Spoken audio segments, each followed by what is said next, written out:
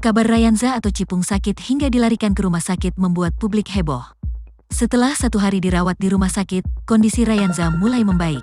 Tampak dari unggahan Nagita Slavina di akun Instagram @rafinagita1717, Rayanza mulai aktif kembali.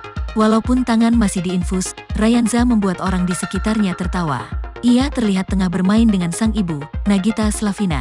"Doain ya, lagi sakit, doain ya. Semoga cepat sembuh," ujar Nagita Slavina dikutip sripoku.com dari Instagram @rafinagita1717, Jumat tanggal 6 Oktober tahun 2023. "Doain Rayanza cepat sehat, mau cepat pulang, udah bosen nih," katanya. Sayangnya penyakit Rayanza belum diketahui hingga kini, namun disebutkan anak Nagita Slavina itu mengeluh batuk dan sesak hingga panas tubuhnya capai 40 derajat lebih.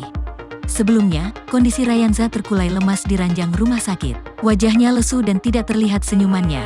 Kondisi Rayanza terkulai sempat membuat pilu. Diungkap Nagita Slavina ketika ditelepon Raffi Ahmad, Rayanza sempat dironsen bagian paru-parunya. Ia tidak mengetahui sebab sakit Rayanza hingga harus dironsen.